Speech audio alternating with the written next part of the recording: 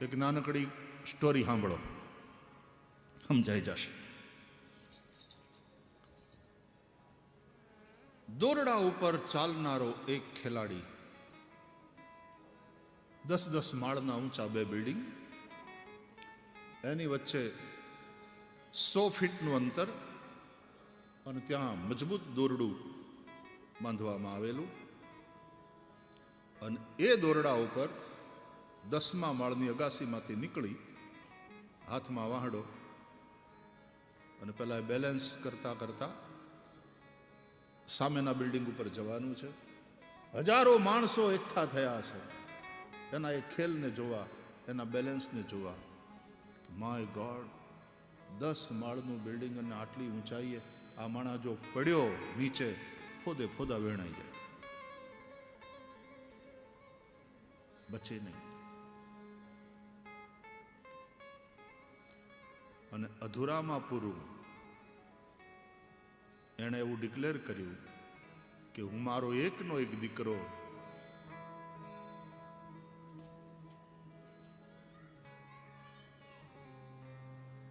ત્રણ વર્ષનો, એને મારે ખંધોલે લઈ, એને મારા શરીર સાથે બાંધી એના પગને, અને એને ખંધોલે લઈ અને હું દોરડા ઉપર ચાલીને બતાવીશ.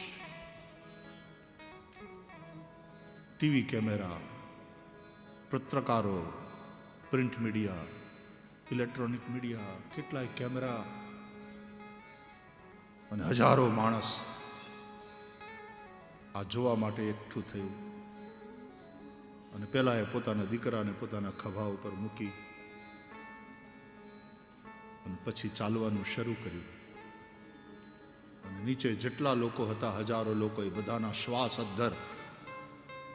અને પેલો ચાલતો ચાલતો ચાલતો નીચેથી કોઈક તાળીઓ પાડે, કોઈક બૂમાબૂમ કરે, કોઈ વસ્તુના ઉપર ધ્યાન નહીં, સામે લક્ષ્ય ઉપર. આ એનો દીકરો, અને બેલેન્સ કરતો કરતો કરતો એ 100 ફૂટનું અંતર કાપી આ બિલ્ડિંગથી પેલા બિલ્ડિંગ ઉપર સલામત ત્યાં પહોંચ્યો. અને ચીચિયારીઓ પડી, જે તાળીઓના ગડગડાટ થયા, જે લોકોએ એને બિરદાવ્યો છે, એ જેવો નીચે આવ્યો તરત ત્યાં સ્ટેજ ઉપર લઈ જવામાં આવ્યો. મહાનુભાવો આવેલા, એનું સન્માન કરવામાં આવ્યું. બધાએ એને પૂછ્યું કે કેવી રીતે તમે આ કરી શક્યા, કેટલા વર્ષથી તમે આ કરો છો. પહેલા માઇકમાં એમ કહ્યું કે તમે બધાએ જોયું? બોલે હા. માનો છો કે હું આ કરી શકું? અરે કે તે કરી દેખાડ્યું ભાઈ. તમે બિલીવ કરો છો ને હવે કે હું આ કરી શકું? યસ. પણ પછી એણે જે એક પ્રશ્ન કર્યો એટલે આખી સભામાં હોપો પડી ગયો. એણે એમ કહ્યું કે જો તમે માનતા હો કે હું આ કરી શકું છું અને તમે તમારી નજરે જોયું, તો હવે તમારામાંથી કોણ તમારો દીકરો આપે છે મને? એને મારા ખંધોલે બેહાડી અને હું આ જ રીતે પાર કરી જાઉં. સોપો પડી ગયો સભામાં. કોઈ પોતાનો દીકરો આપવા તૈયાર નહીં. કે કેમ, તમે નથી માનતા મારી શક્તિમાં તમને? બોલે ના, માનીએ છીએ, અમે નજર સામે જોયું. વી બિલીવ યુ. તો છોકરો કેમ નથી આપતા? એ સ્ટ્રોંગ ફેથ નથી.